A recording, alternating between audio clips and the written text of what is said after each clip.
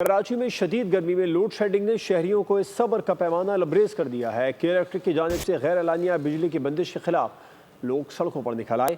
M اے جناح road اور Jamshed road پر سخت احتجاج کیا گیا۔ لوگوں کو سڑکیں بند ہونے سے سخت مشکلات کا سامنا کرنا پڑا۔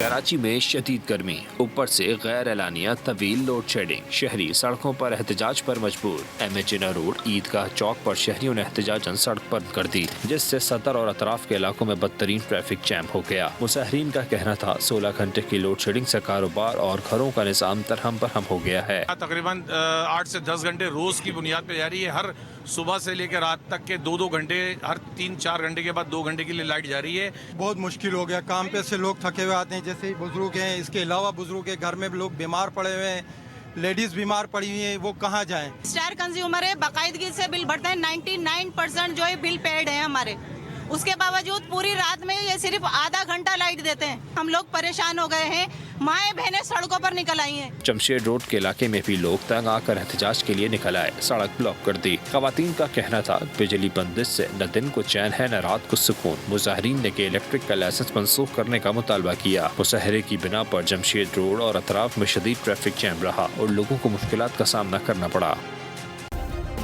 سبسکرائب کریں اور بیل دبائیں تاکہ کوئی خبر رہ نہ جائے۔